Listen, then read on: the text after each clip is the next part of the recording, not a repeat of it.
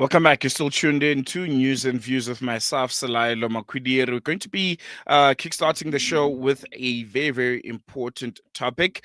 As a country that understands the cost of injustice and the healing power of truth, we're going to be beginning this morning with a story that's rooted in that. It's rooted in courage, in conscience, and a collective memory of a people.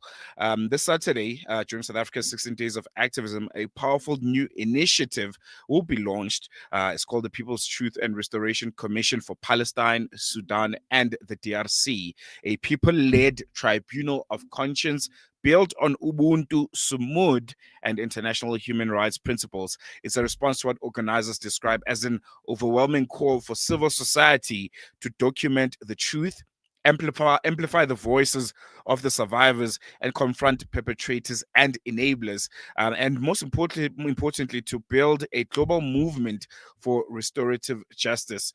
The commission will hear testimonies that include war crimes, crimes against humanity, the realities facing women and children, and even ecocide. It will be integrating art, poetry, film, and trauma therapy as essential forms of testimony and healing. And joining us now, someone who needs no introduction to Salam Media listeners.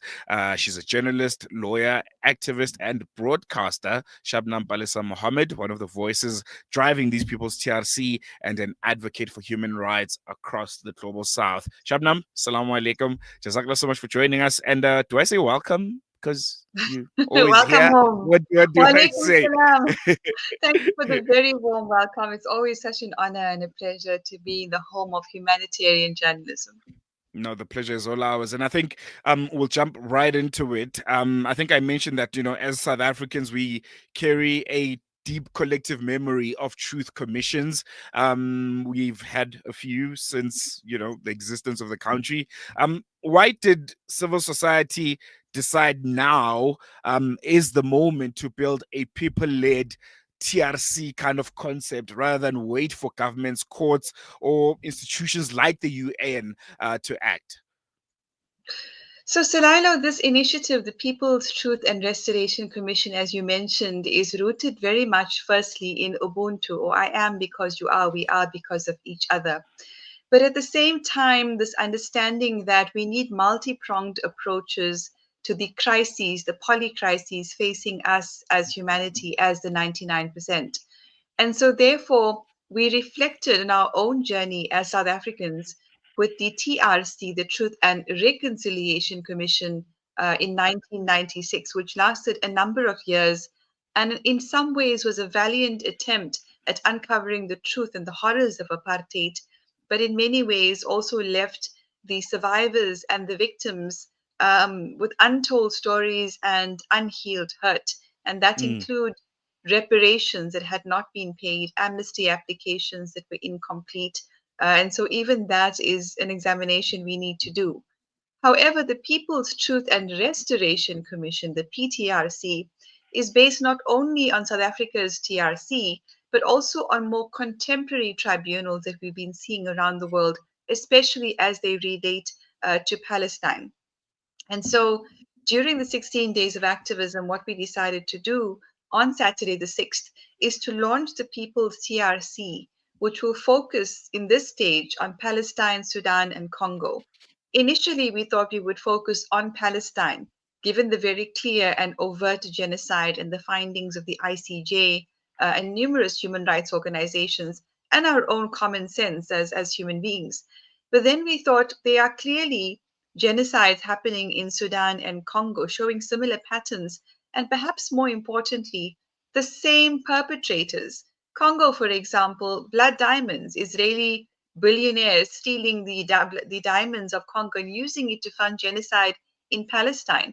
The materials, the mineral resources of Congo being used to develop weaponry to fund genocide in Palestine, but also conflicts in other parts of the world.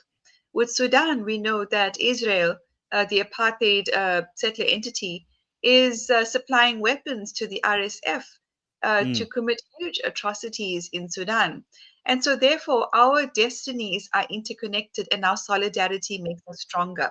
So, in the first instance, we will be hearing the testimonies of victims, and survivors, but also the testimonies of experts, of allied organizations and people, of whistleblowers who want to tell us the truth of what is happening in these three countries, and perpetrators within a very specific criteria. Perpetrators will also be allowed to participate by testifying to the truth of what they have done and offering restorative justice to the victims. Mm, mm. And I think that went to my next question, because I think it's very, very important. The fact that you didn't only invite the survivors of these atrocities and these human rights violations, but you called for perpetrators, enablers, funders, and even whistleblowers to come forward. I think that was a very, very bold step. How do you envision that working in reality? How do they just come? Do they confess? Do they let you know what happened, the modus operandi of some of these regimes? What were you looking for specifically when you went this route? So we want them to apply. There's a process for them to apply to participate in the People's TRC. And there is a criteria. For example, there must be remorse for the acts, the crimes that they have actually committed, and an offering in terms of how are they going to offer restorative justice to the victims and the survivors of their actions. It can't be a case of, like with Palestine, for example, it would have to be perpetrators who endorse and support the idea of one state, Palestine. And similarly, support, of course, everything that comes with that, from the right to return to reparations to the victims and to the survivors of the genocide in Palestine. But that would have to be also by the consent of the victim and the survivor who wants to participate in that process and hear the truth from the perpetrator of these crimes. So there's very strict criteria, but we know that they are IOF recruits who have either committed acts of terror within the IOF or have refused to fight. And I think it is Mm, very important to hear their voices as we see the settler regimes, civil society, and indeed its IOF fall apart every day. We're hearing about their so called PTSD issues, but also just falling apart from an operational perspective. And so, therefore, this is a valuable opportunity for us to hear more evidence that we need, which lawyers and other groups, the evidence coming out of the People's TRC can be utilized in national actions as well as international actions, for example, the ICJ. But ultimately, the focus is on a multi pronged strategy, and the People's TRC will hear evidence. We will advance restorative justice. We will advocate for reparations, and we will also, and this is what makes the People TRC also very different. We are working towards providing trauma therapy for the mm, victims or the survivors of these genocides, and we will also be including art, film, and poetry as part of the testimony and as part of the process. mm, mm. We both referenced South Africa's own TRC, which I would like to believe would be, a inspiration for the People's TRC. We can both agree that it left an almost complex legacy. I don't think it worked out how we envisioned it to work. I think as a concept, it was brilliant, but in practice, it had its own shortcomings.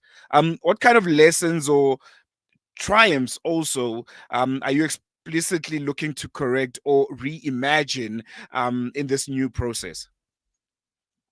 Absolutely, because this is people-led, Salilo, we are not constrained by or controlled by government or um, mainstream media propaganda. Because it's people-led, we get to define the vision, the objectives, the process, the format, and really be able to listen very deeply to the well-intentioned, authentic, and credible people who will be participating in this process. What does make it different is that we are not automatically offering reconciliation, it's restoration. There can't be reconciliation of any form without an attempt at restorative justice. What is the perpetrator willing to do? That process has got to be authentic and it's got to be consented to by the victims or the survivors. Secondly, we're not offering amnesty in any way, shape, means, or form. That is not our role. We have no right to be offering amnesty to the perpetrators, because, of course, it is up to the victims themselves and the survivors of these atrocities to decide in what way they would like to engage that subject of reconciliation and of amnesty. Amnesty, of course, being a legal imperative, which means they would escape any prosecution in the law. Um, so this is what makes this process very different. And you would remember that with the amnesty applications in South Africa's TRC, there were over 7,000 applications, many of which have not been completed. And of course, reparations, like mostly of what happens in our country, has not been completed as well. So there are a number of people walking around with these wounds and feeling betrayed by the so-called democratic process of the freedom that came to our country. And so this is why we need to do things very differently with the People's TRC. In terms of the format, there will be hearings where we will hear witness testimonies, but we're also going to include opportunities for dialogue, in particular between representatives from Palestine, Sudan, and Congo, to talk about their lived experiences. Where are the commonalities? Who is profiteering from the suffering of the Palestinian, Sudanese, and Congolese people?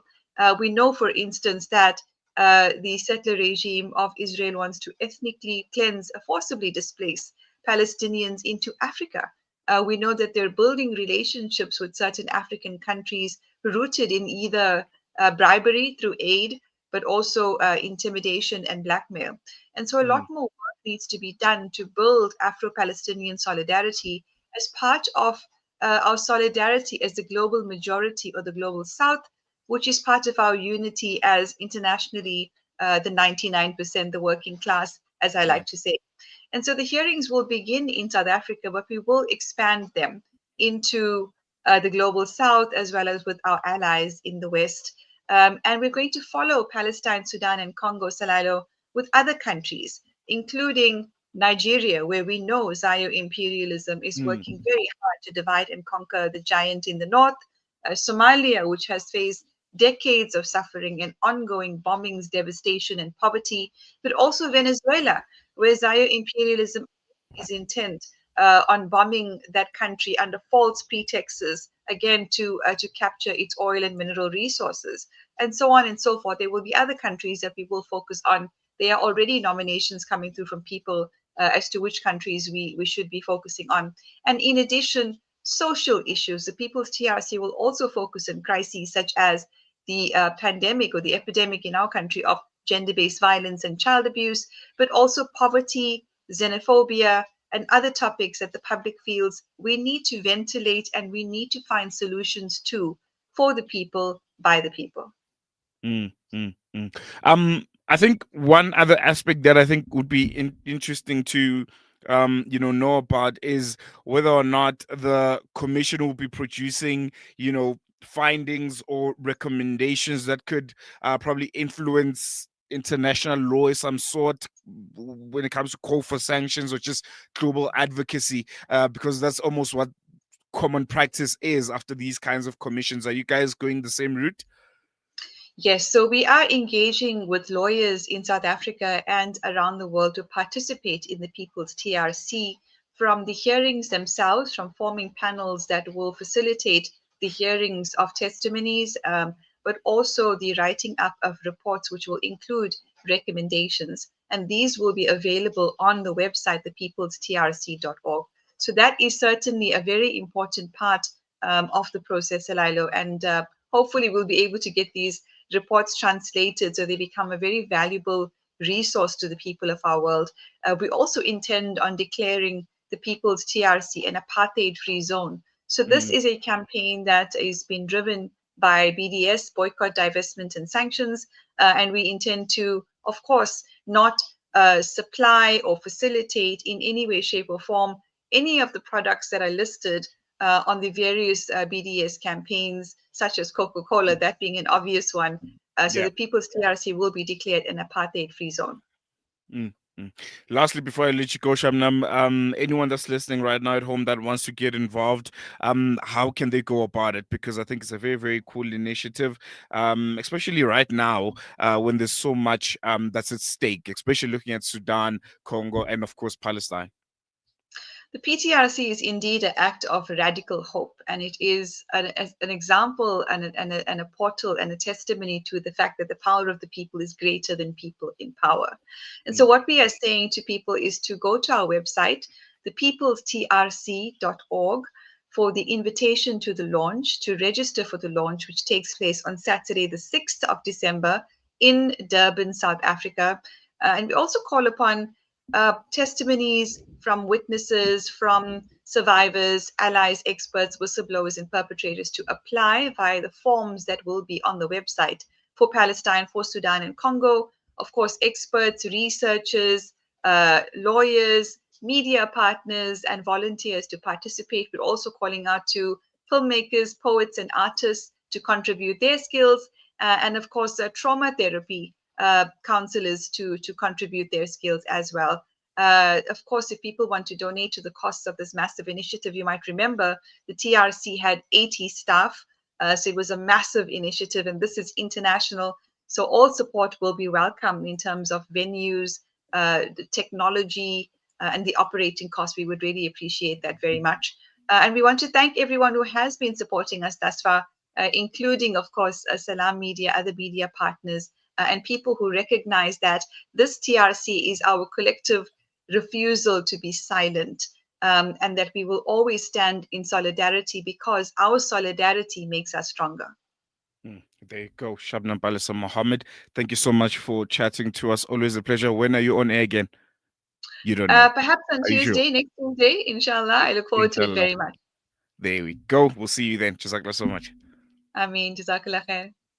There you go. That was Shabnam Palesa Mohamed. She's a lawyer, broadcaster, and an activist, giving us very, very powerful insights. And I think it's a very, very wonderful initiative. South Africa has always been a place where justice and memory insist on being heard. And it's clear that the People's TRC is part of that living tradition. And for listeners who want to attend the launch on Saturday, 6th of December, you want to contribute your skills, you want to testify, or you want to stand in solidarity, you can do so by going on to their website, thepeoplestrc.org. I know we have that on our screen, and you can follow the link to participate. Otherwise, we're going to take a quick break. News and views will continue after this.